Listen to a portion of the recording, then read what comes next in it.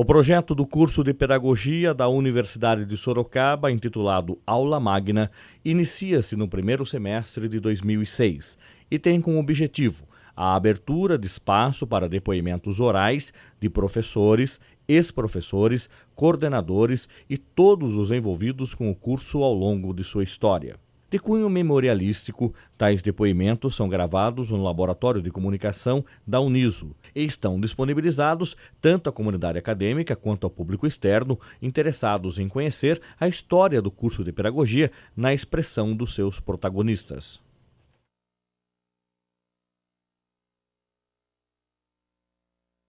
Ana Maria Gurgel de Oliveira Gonzalez.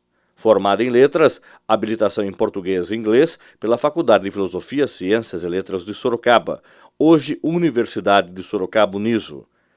Mestre em Letras pela Universidade de São Paulo, USP. Professora aposentada de Língua Portuguesa no Magistério Oficial do Estado de São Paulo. Professora de Língua e Literatura do curso de Letras e chefe de gabinete do reitor na Universidade de Sorocaba. José Duarte Vanucchi. Nascido em Sorocaba no dia 29 de agosto de 1936. Filho de José Vanucchi, imigrante italiano, e Elvira Bettioli Vanucchi, filha de imigrantes italianos. Casado desde maio de 1960 com Maria Eli Fernandes Vanucchi, tem 3 filhas. Cursou o ensino superior em línguas neolatinas na Faculdade de Filosofia, Ciências e Letras de Sorocaba e mestrado em Linguística na Pontifícia Universidade Católica de Campinas. De 1952 a 1960, trabalhou em Sorocaba, no então Folha Popular, como revisor, redator e diretor. Em novembro de 1960, trabalhou no Jornal Diário de Sorocaba, onde foi um dos redatores. Iniciou sua carreira no magistério, ensino fundamental e ensino médio, em 1958, como professor de português em escolas públicas e particulares de Sorocaba e região. Aposentou-se em 1992 como professor de português efetivo na Escola Estadual Dr. Júlio Prestes de Albuquerque, o Estadão, após 30 e poucos anos de carreira docente. Iniciando sua docência no ensino superior em 1963, na então Faculdade de Filosofia, Ciências e Letras de Sorocaba, instituição que deu origem à Universidade de Sorocaba como professor de língua portuguesa e literatura brasileira. Leciona atualmente nessa universidade língua portuguesa para o curso de licenciatura português. De 1969 a 1980, lecionou também na Faculdade de Filosofia, Ciências e Letras de Itapetininga os mesmos componentes curriculares. Maria Flávia Camargo Steffen. Nasceu no município de Itapeva em 1937, estado de São Paulo, onde cursou então primário e ginásio. Mudando-se para Sorocaba, cursou o colegial clássico na Escola Estadual Dr. Júlio Prestes de Albuquerque. Licenciou-se em Línguas Neolatinas pela então Faculdade de Filosofia, Ciências e Letras de Sorocaba em 1959. No último ano de faculdade, como monitora, iniciou sua docência em Literatura Portuguesa e Teoria da Literatura na própria faculdade. Licenciada e já como titular, continuou ministrando aquelas disciplinas na Faculdade de Filosofia, Ciências e Letras de Sorocaba e na atual Universidade de Sorocaba Uniso até 2001. Fez pós-graduação lato sensu em Literatura Portuguesa e Teoria da Literatura no Sede Sapiense de São Paulo e na Faculdade de Filosofia, Ciências e Letras de Sorocaba. Foi professora de português na rede estadual e particular de ensino por cerca de 25 anos, sendo que a maior parte deles trabalhou como professora efetiva de português da Escola Estadual Otávio Novas de Carvalho, CEONC de Sorocaba. Atualmente, trabalha como revisora de textos em língua portuguesa e professora de yoga.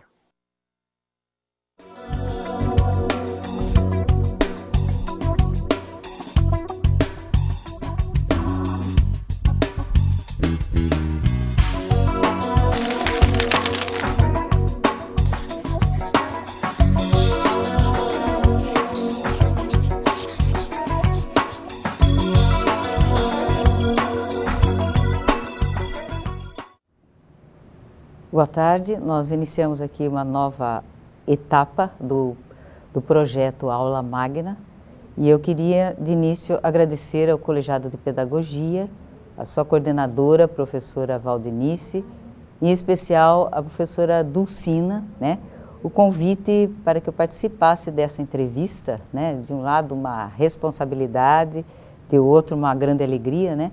Com o professor José Duarte Vanuc, meu ex-professor no curso de Letras, da então Faculdade de Filosofia, Ciências e Letras de Sorocaba.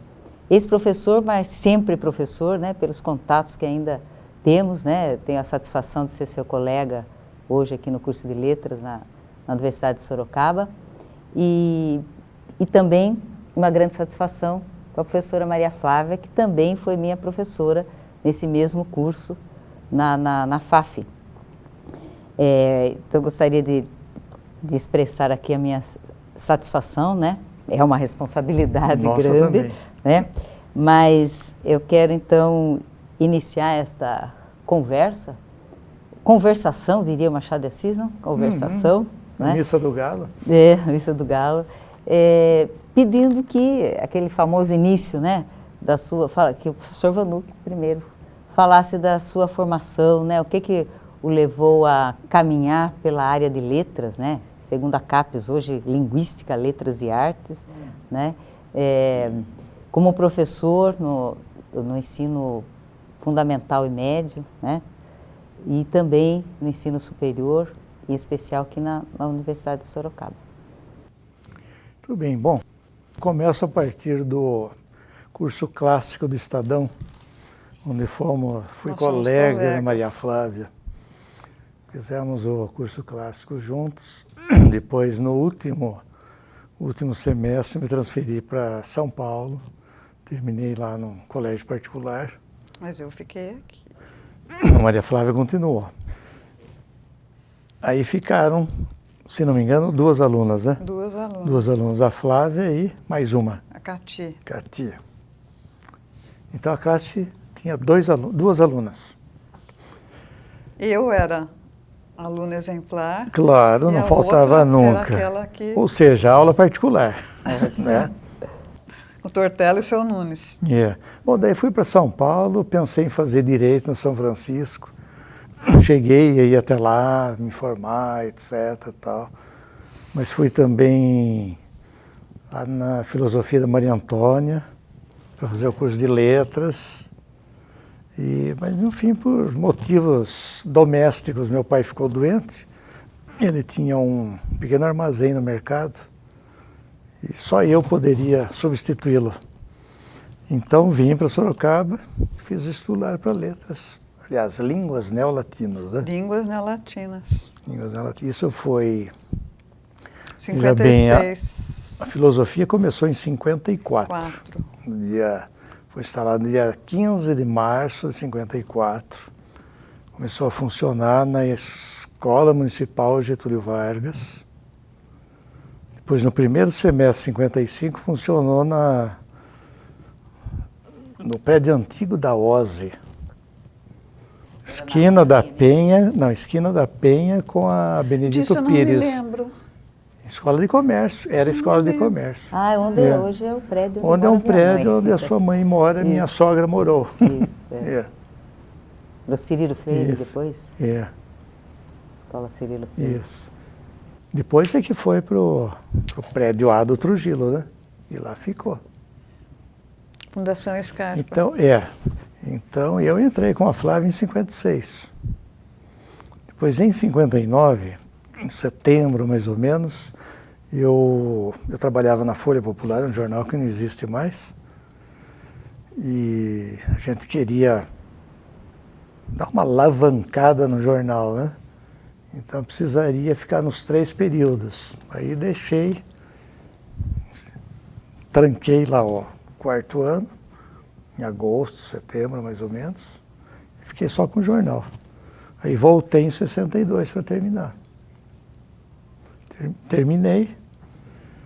No fim de 62, o Tortello me convidou para ser assistente dele. Na época se falava monitor. Monitor. Não sei se você lembra, né? Porque eu era monitora da Beatriz. Ela começou antes de mim. E aí, pelas mãos do Tortello, eu comecei. Eu tinha 3 aulas toda sexta-feira à tarde, no 4º ano. Eu entrava, a primeira aluna que eu via era a Virgínia. né? Era quem? Nossa Virgínia. colega até hoje, né? E eram 3 aulas seguidas, eu passava a semana toda preparando aula. Aprendi demais naquela ocasião, porque ia com reserva de conhecimento, né? Porque rendia muito. Ninguém entrava atrasado, ninguém saía antes da hora, ninguém saía durante, ninguém perguntava nada, ninguém falava nada. Então rendia muito, tinha que preparar muita coisa. Mesmo com poucos alunos, né? Ou até porque tinha poucos alunos, né? E aí continuei.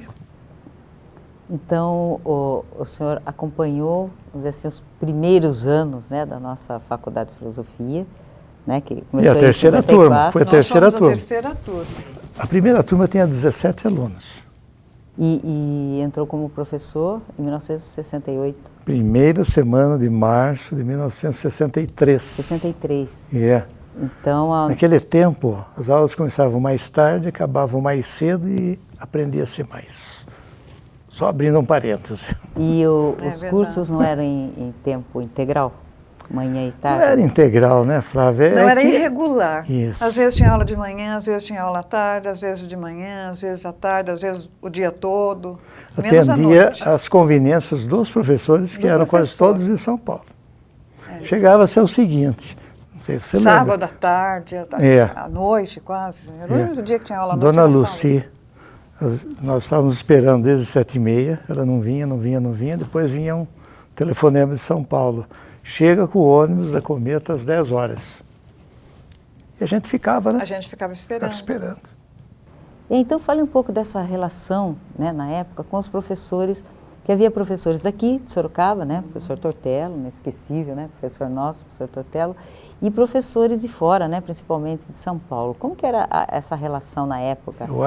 Eu acho que isso melhorou muito, viu? Eu acho que o relacionamento professor e aluno hoje é muito melhor. Melhor, mais amistoso, mais próximo.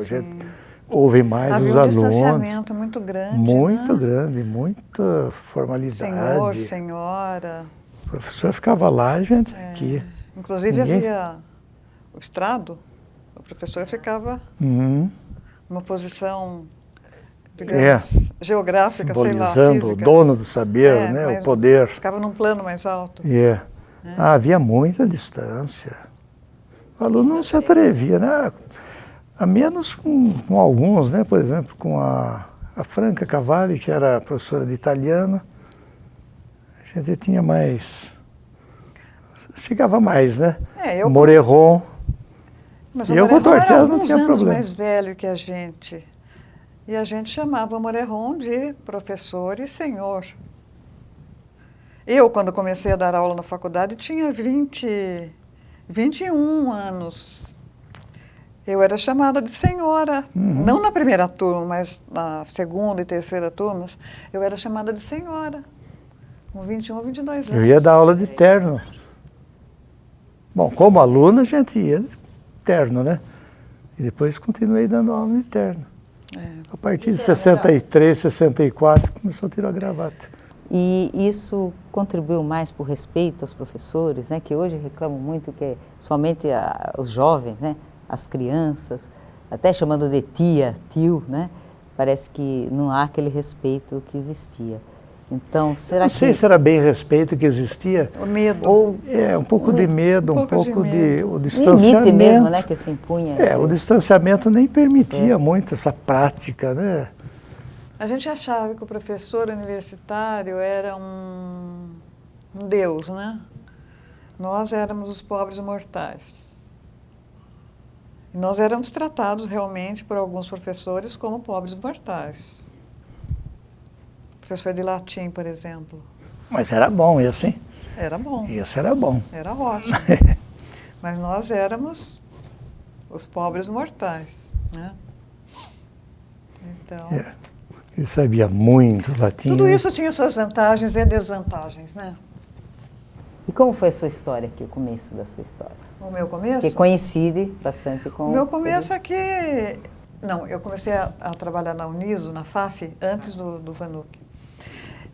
É que eu era uma aluna muito aplicada, né?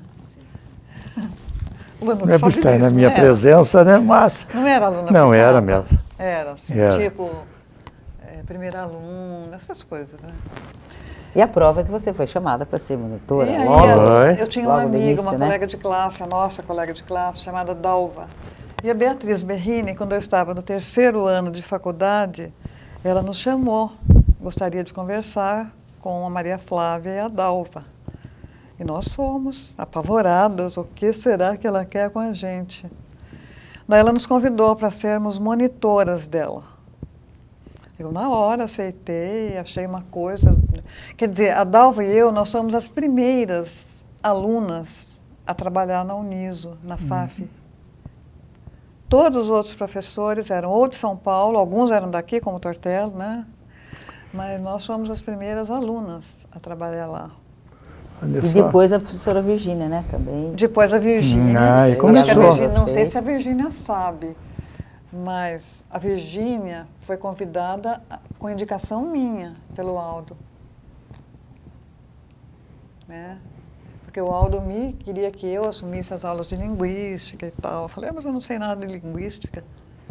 Daí, Estava começando ainda a linguística, né? Nós não tivemos linguística. Não, nós não tivemos. Era um componente curricular que estava começando, né? Eu no indiquei a curso, Virgínia. iniciando Eu no não curso. sei se ela sabe disso ou não. Né? Ah, provavelmente saiba. Vai ficar sabendo Indiquei, agora. deu certo, né? Eu estava Claro. lá com a gente até hoje, né? E sempre E atualizada. depois outras, muito por dinâmica. exemplo, a Ana, né? Daí a Ana fui eu. Aí veio a hora da Ana. Digamos, mais tarde. Então, mas a Ana fui eu que Que ano foi? convidei Que ano que Foi você a começou? professora 79. Mas a Ana fui 79. eu que convidei. Professora Eu Flávia sei. lá na escola estadual. Mas eu tive o prazer Novaes, de... né? Foi aprovado por unanimidade na no reunião. colegiado. Não houve a menor discussão. Mas esse é para uma outra entrevista, né? É.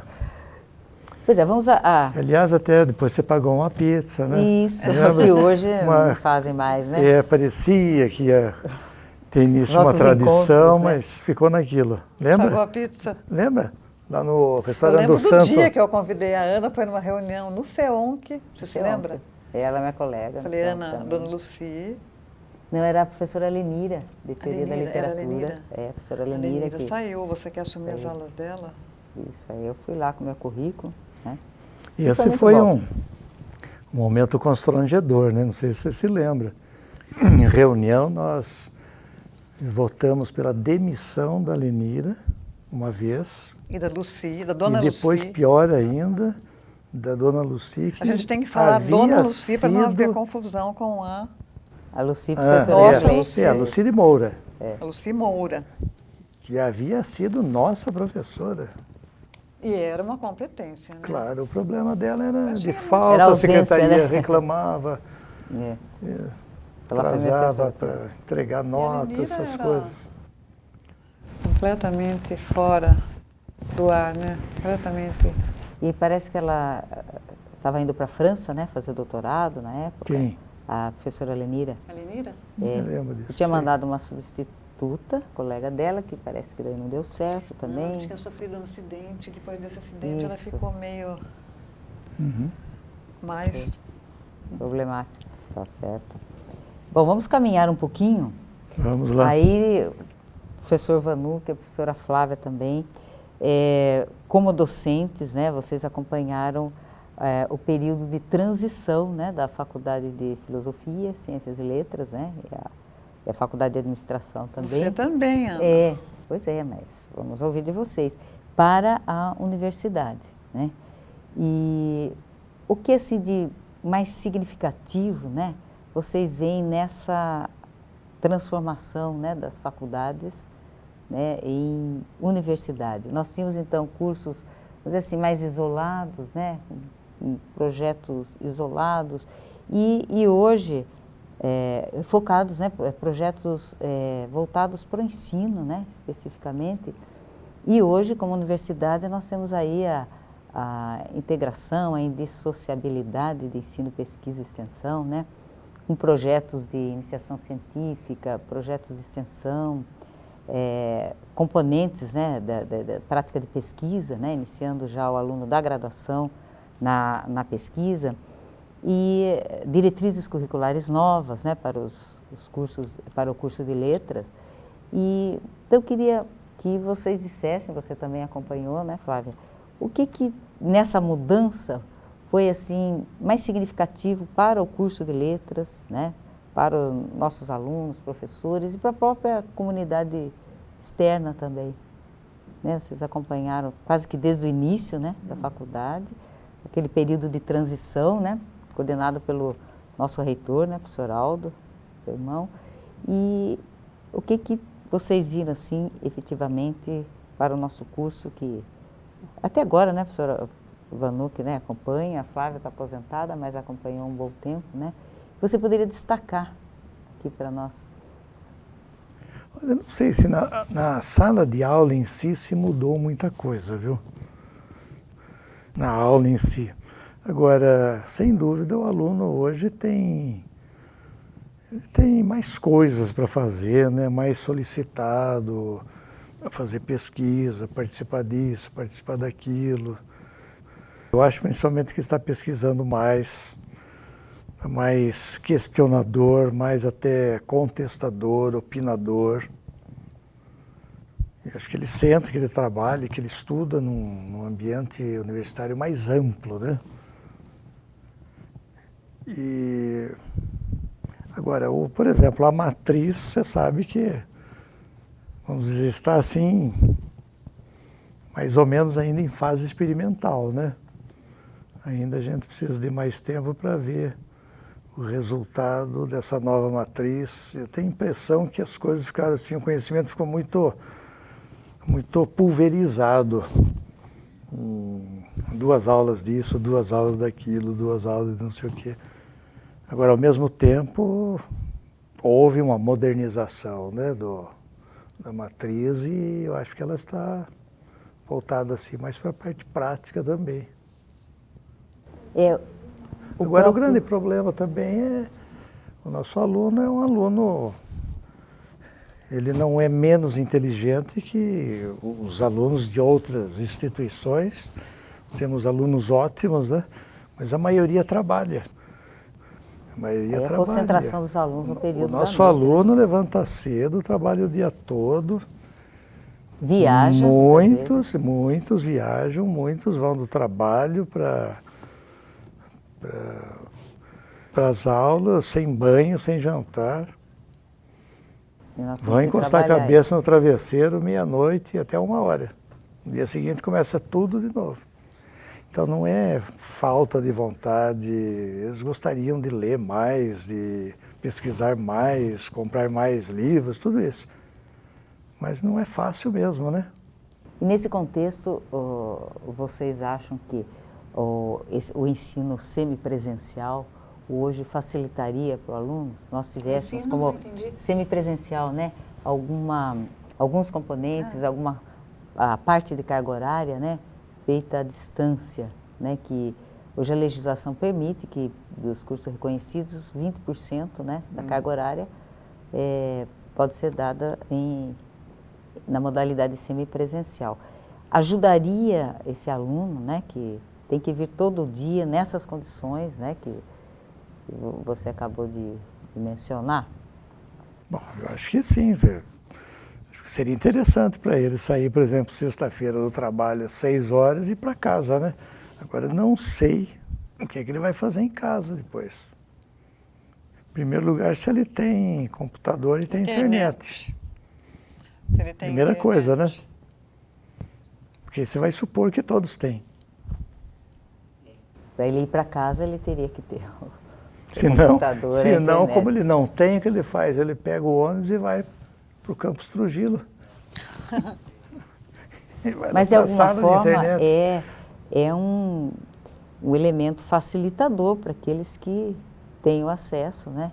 Pois é, mas isso é uma faca de dois gumes, né? Melhoraria a qualidade de ensino, isso? Eu acho que seria bom para ele, né? Não sei, pode ser.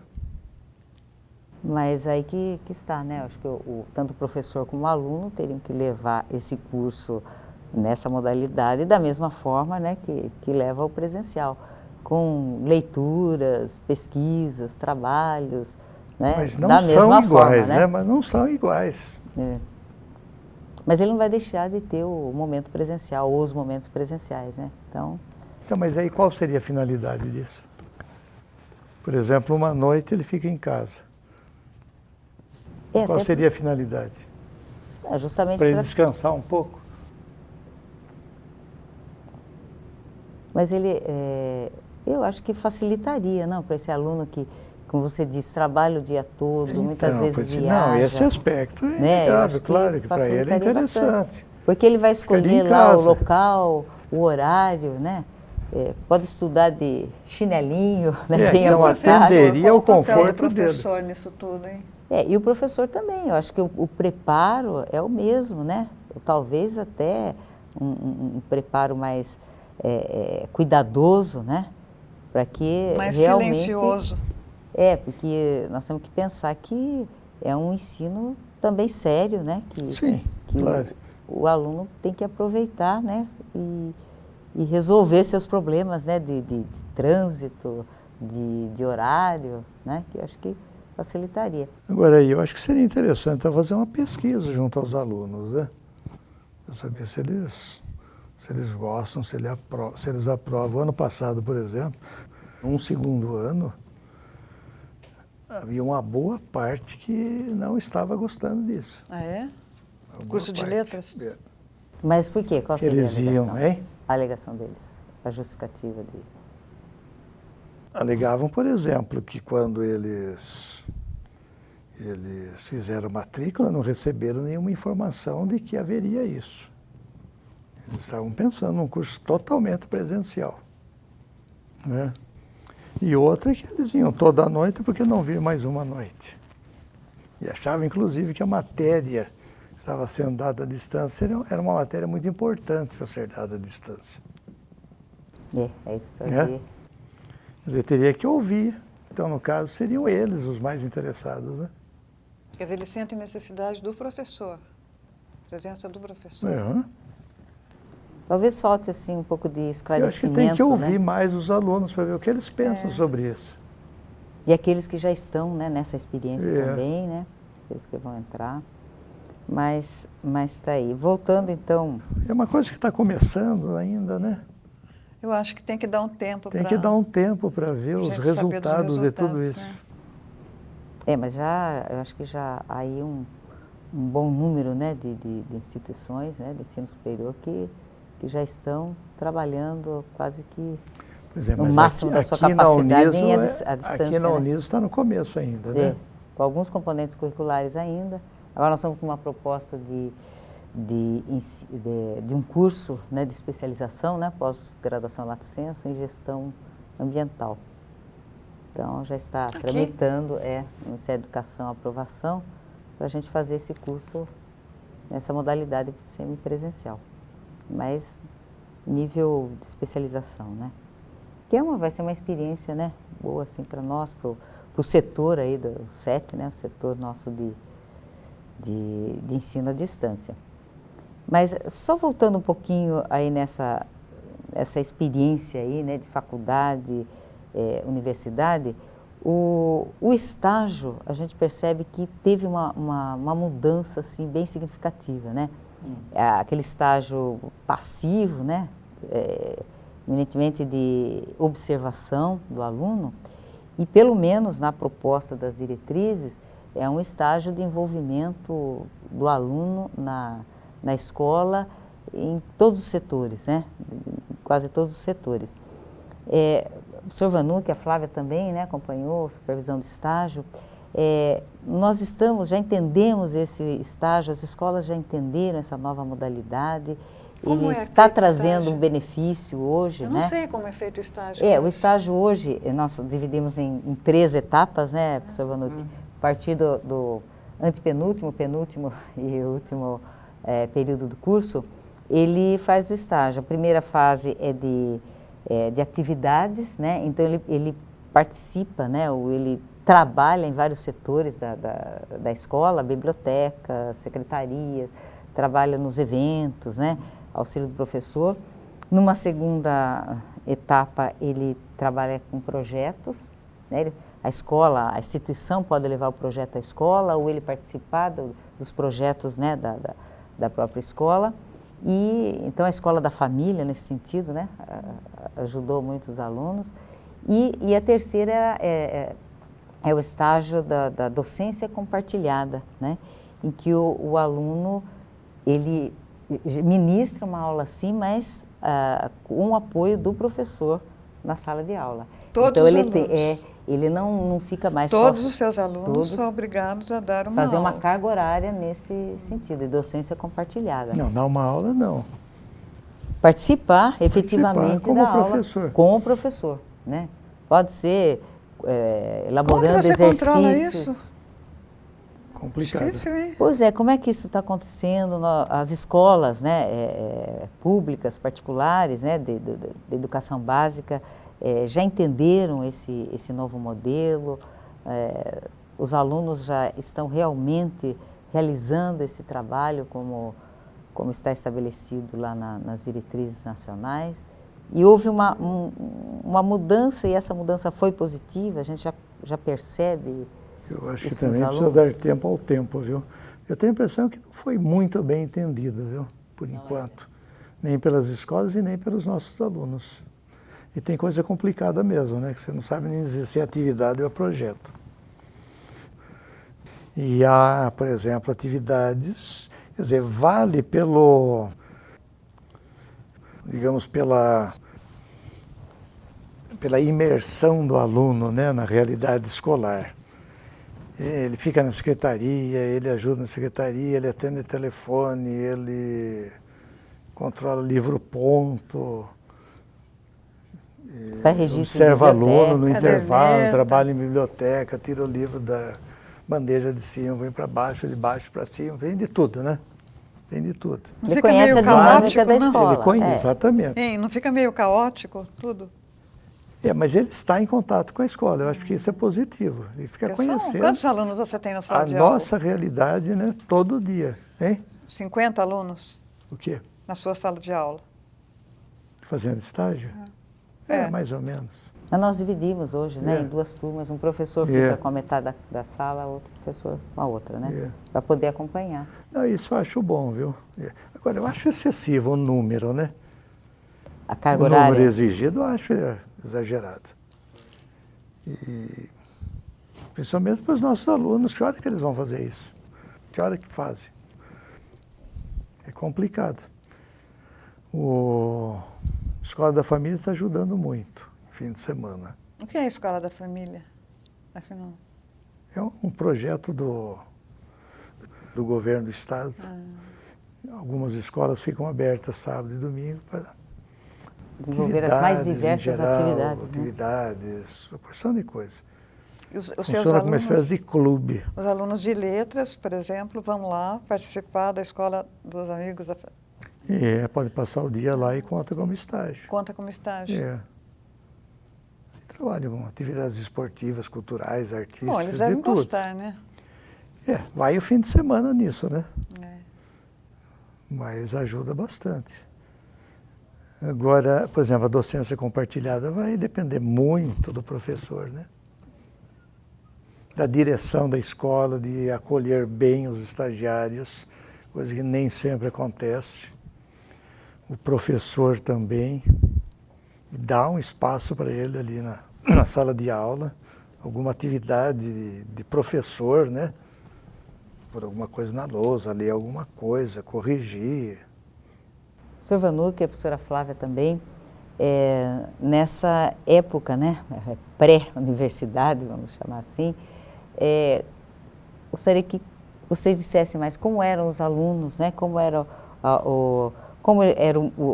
os momentos de estudo, as pesquisas, trabalhos. Havia seminários, já eles participavam de seminários, né, faziam pesquisa que hoje, né, se explora bastante, né, esse tipo de trabalho nas escolas. Como era a participação do aluno nessa época, nos primeiros 10, 15 anos da faculdade de filosofia?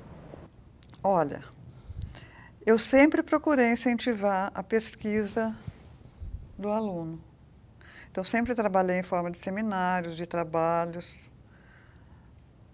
Eu acho que isso aí foi sendo ampliado, né, durante toda a minha carreira universitária. E não sei hoje como andam as coisas, Vanucchi. Mas, O seminário mudou. Quando nós estudávamos lá, não havia. Não, me no lembro nosso de tempo não, mas pesquisa, nada. quando Eu sei, quando mas nós começamos então, a mas dar aula, a gente incentivava essa parte sim, de mas pesquisa. quando estudávamos, pesquisa zero. Agora, quando nós éramos alunos, eu acho que nós éramos alunos mais passivos. Totalmente, Né? totalmente. E eu acho que Eu acho que À a única medida- professora que pedia alguma coisa era a Beatriz Berrini, literatura brasileira e portuguesa, né? à medida que o tempo foi passando, acho que essa passividade foi diminuindo. O aluno se Sim, tornou mais muito. ativo e mais dinâmico, trabalhando mais em pesquisa do que na nossa época. A ponto de se questionar muito hoje a aula tradicional, expositiva. Totalmente né? expositiva. Totalmente expositiva, se questiona muito hoje, né? Que era o que predominava, então, nessa Nossa, época. era né? só, né? Só. O Tortello, por exemplo, que era muito competente, né? Só aula expositiva. Sentado, aula expositiva, raramente escrevia alguma coisa na lousa. Detalhe, aprendia-se. Aprendi. É para pensar, não é para pensar. Né? Beatriz Berrini Era também. professor, lousa, giz e aluno querendo aprender, aprendia-se. Mas a Beatriz Berrini também, a aula expositiva, aprendia-se. Então, E ela exigia que a gente trabalhasse. é. Mas o Além da aluno aula também dela. estudava, tinha mais tempo de estudar em casa. Sim, não era é? outra, era tudo Estudava. diferente. O tempo, né, que ele tinha era O maior. mundo era outro, a cidade era outra, tudo era diferente.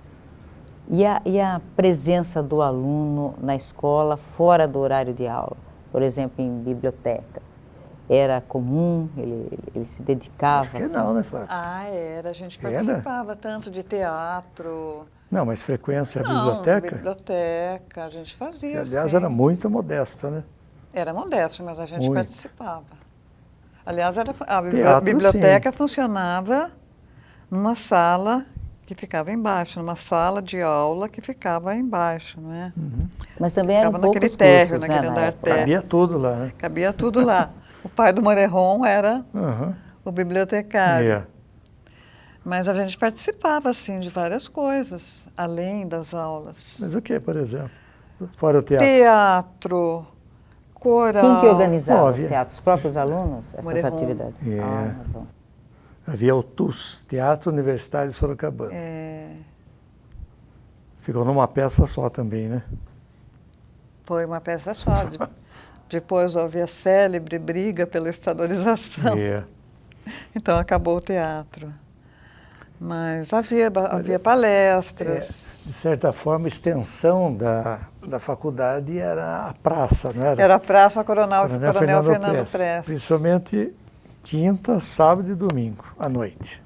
Café Feito o Iaiá. gabinete de leitura, Café Cine Iaiá. Caracante, Café Iaiá.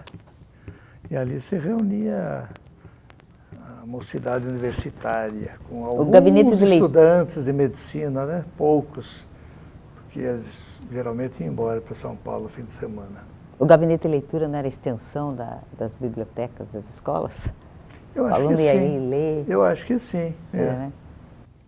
Mas havia, a Francesca Cavalli tinha o Círculo Italiano. Uhum. Eu cheguei a dar aula de italiano, você acredita que eu dei aula de italiano?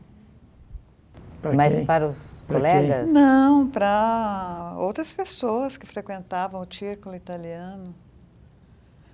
Então os professores solicitavam a gente também, de uma certa forma, para É, mas bem pouco, outras né? coisas, né?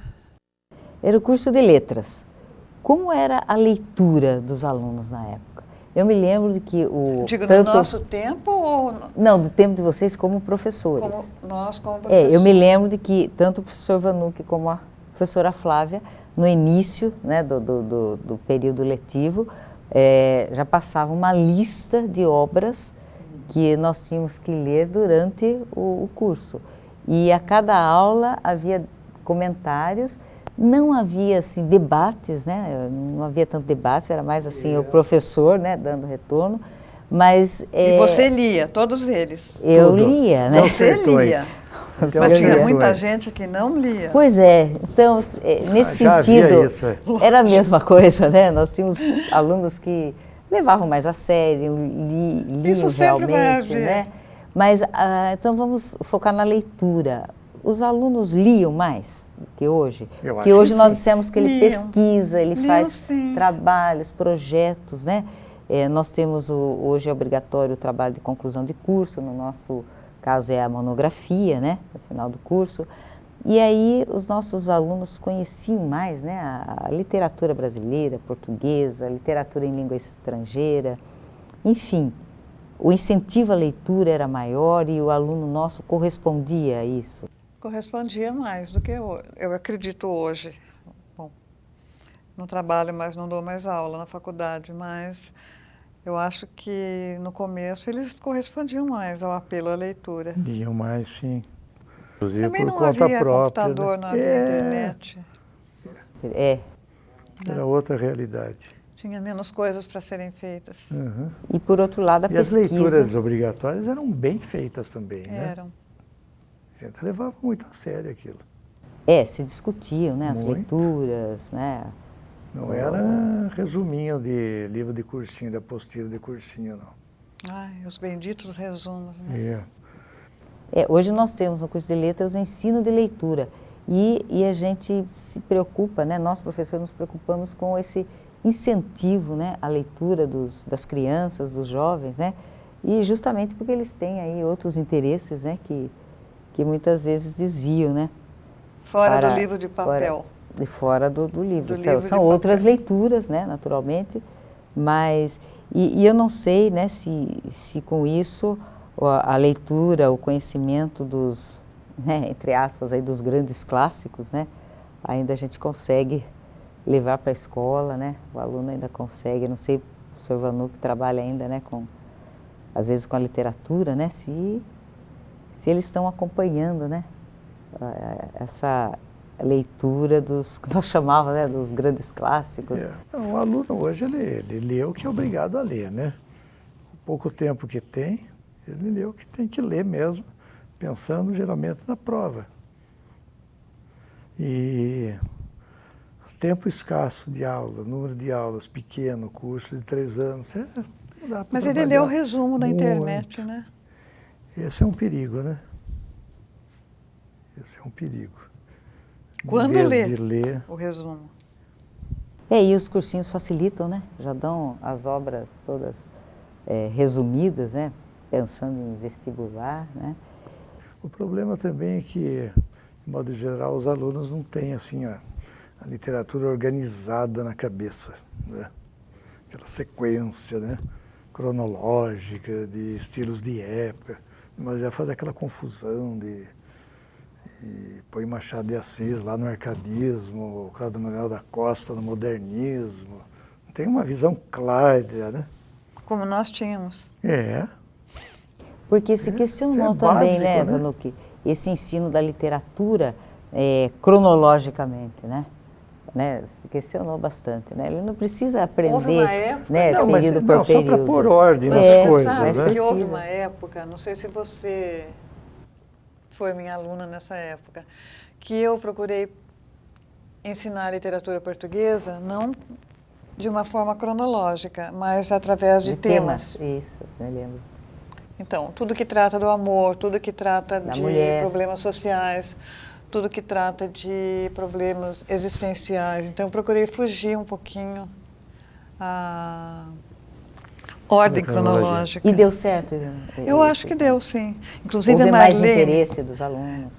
Eu me lembro que você comentava, não sei, né? Inclusive a Marlene de Paula, a Marlene Paula, ela estava...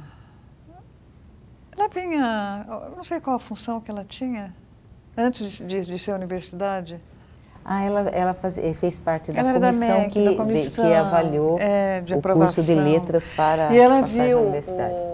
os programas, os planejamentos, E ela veio conversar comigo porque ela achou interessante esse sistema. Então eu procurei fugir um pouquinho.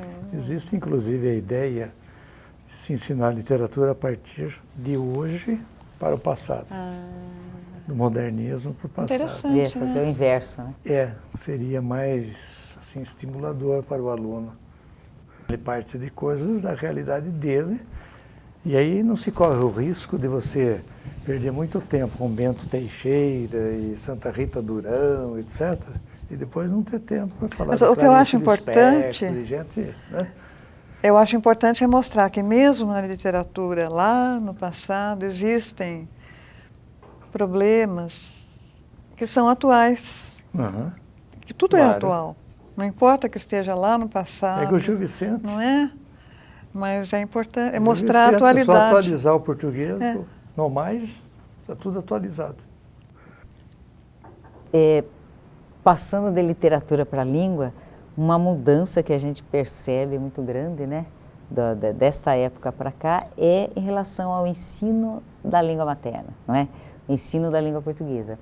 Então, gostaria que vocês falassem um pouco dessa época em que esse ensino era focado, né, na língua culta, né, no ensino da gramática normativa, e hoje nós sabemos, né, está voltado aí para uma valorização dos falares também, de outros falares, da língua coloquial, né, das variações linguísticas. Inclusive o internetês. O internetês, e até com certo exagero, né, de condenação da gramática normativa, né.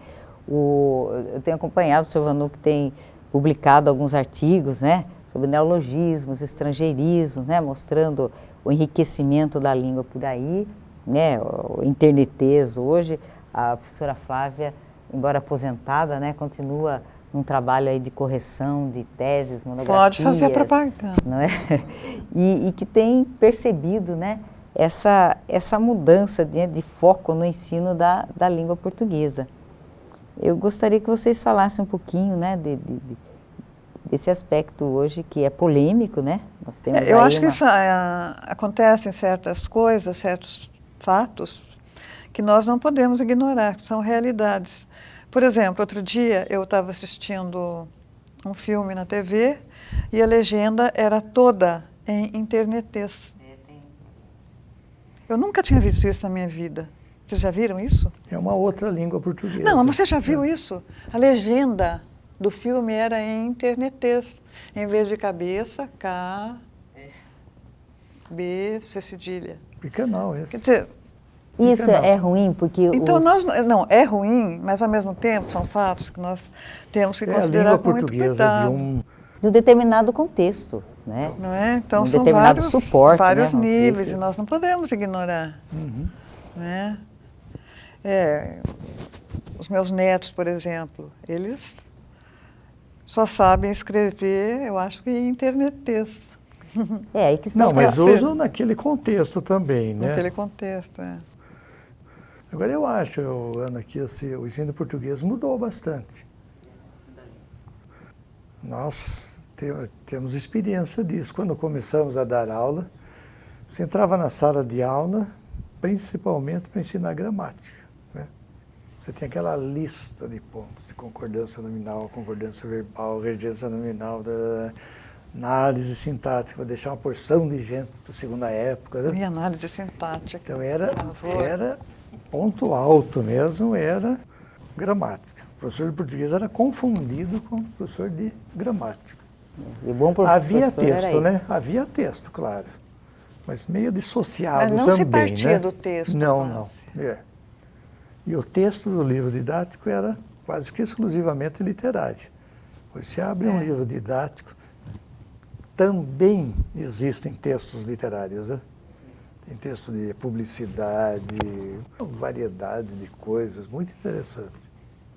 Agora, essa questão aí da língua culta, eu acho que a escola tem a obrigação de continuar ensinando a variedade culta. Por exemplo, Vanuc, você... Sem menosprezar as variedades, as línguas portuguesas que os alunos trazem. Pelo contrário, até a partir desse saber linguístico deles, você parte para o ensino da língua culta. Há alguns anos atrás, você fez um teste para vestibular, se não me engano, e você pediu para que fosse apontado o erro numa frase de propaganda: vem para a Caixa, você também. E eu fiz essa pergunta? Você. Tem certeza? Hoje você consideraria errado? Vem para a Caixa, Não, você porque também. eu nunca faço pergunta assim para apontar o erro, só o certo. Havia acho que várias frases. Qual delas tem um erro um erro, não sei o que. Bom. E aqui a resposta certa era: vem para a Caixa, você também. Não, que você consideraria errada. Hoje você consideraria errada? Não, se você toma como referência a gramática do português culto, você tem que considerar errado. Mas depende do Agora, contexto. é depende adequado, do contexto. é adequado para É a adequado. finalidade, é um apelo, O apelo é publicitário. maior, né? Então, realmente é um... Que a questão agora é essa, né? Não é Apelo. propriamente de certo e errado, é de adequado e não adequado. É adequado.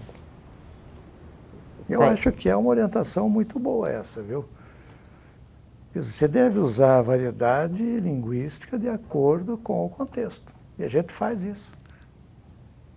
Nós temos Agora, por exemplo, estamos usando um português meio tenso. Meio tenso. Né? Tem que ser o adequado, né? Que é adequado. É o aí. adequado? Tem que ser o Bom, adequado. não sei. Pode mudar também. Deveria Né? ser adequado. Mas eu acho que, vocês acham que isso enriqueceu o ensino da língua portuguesa? Eu acho. Lógico Né? que enriqueceu. Que agora é parte da língua realizada no texto, né? Tudo parte do texto. Recentemente, até trabalhei com os alunos em sala de aula, né, um artigo que critica o nosso anti-americanismo, né? Nós proclamamos aí que somos contra estrangeirismos, principalmente essa invasão de termos da língua inglesa, né? E isso ficou evidente nas reações aí que a mídia mostrou por ocasião da visita do presidente dos Estados Unidos, né? Mas aí, paradoxalmente, ele mostra que no dia a dia nós utilizamos, né, todo esse vocabulário, e ele faz um destaque para o apóstrofo, né, que na língua inglesa aquele sinal, né, da posse, e que nós usamos de tal forma, né, tão regularmente, que empregamos até em termos, em títulos, né, denominações que nem tem o sentido de posse, né? Você usa cafés, né? Por exemplo, Boston, né? Coloca lá drinks, nem tem esse sentido, né? Que é da língua inglesa, então ele critica um pouco. Por quê? Porque na realidade, de um lado a gente quer defender, né? A nossa língua, a pureza da nossa língua. E por outro lado, nós estamos aí num mundo, né, globalizado, né, em que não tem como evitar. Não né? tem como evitar. Não sei se vocês querem conversar mais alguma coisa, contar um fato interessante. Eu só queria marcou lembrar com seus que eu tenho... alunos, né? Vocês que trabalharam tanto no ensino estadual, né? Ensino público, né? Da educação básica, com crianças, adolescentes, jovens, né? Até o ensino superior, né? Também com jovens, adultos e até adultos naquela fase da terceira idade, né? Terceira idade. Vocês teriam, assim, alguma coisa para a gente registrar aqui, né? Para a nossa história. Interessante, Fala, Flávia. gostaria de destacar, né? Eu queria lembrar, é apenas uma lembrança, dos nossos tempos de concurso literário. E te perguntar para vocês dois, como anda o concurso literário atualmente na Uniso? Ele bem, obrigado, né? Ele continua bem. oferecido bem. regularmente todos os anos, né? Este ano, o professor Luiz Fernando até está aí, eu não sei se já definiram o tema, né? Está definido. Porque, coincidentemente, éramos nós três. Isso, que iniciamos o concurso. Que iniciamos e mantivemos. Corrigíamos, lembram-se? E mantivemos o concurso literário. Nós corrigíamos, E era muito divertido, né? Muito bom. Muita coisa. Eu tenho muita saudade. É interessante isso, viu? O curso de letras saíram alunos que depois publicaram livros, né? Por exemplo, a... Cleide. Quem? A Cleide Riva Campelo. O Roberto, mesmo o Roberto Gil. Roberto Gil, a Débora Belentani. A Débora que aliás, sumiu, não sei para onde anda. Não, eu levei ano passado lá para conversar com uma classe, falar sobre o romance dela. Débora Brenga publicou, o Celso Ribeiro. Celso Ribeiro, o Celso Fizeram lançamento, Marangoni. inclusive, né, na faculdade. O nome dele que trabalha no Cruzeiro, Valdecir Rocha. Isso. Há muitos, viu? Com livros publicados aí. Interessante. E hoje tentando... Crônica, poesia. E hoje tentando, né, esse caminho, nosso ex-aluno também, o Erivelto, né? O Erivelto, é. Erivelto, Quem? Erivelto. Você acha que a Flávia não conheceu? É. Não. É, muito criativo. Criativo, né? Apaixonado por Guimarães Rosa. É. Então, deu uns frutos aí. Mas vamos ter sim, o concurso é o 23º? Acho que sexto, né? Sexto, acho que 26º ou 5º, não sei, acho que sexto. Então, em outubro, né, nós temos encerramento. Agora está meio revitalizado, né, graças ao Eu acho nosso amigo aí, Luiz Fernando. Está modernizado. Mas eu acho que nós até que... Não, nós acho que carregamos bem durante 13 anos, né? Com muita participação, né, de Sorocaba e região. E aí nós estamos ainda nesse limite sempre, né, Sorocaba e região. Né? É um evento que ficou, né?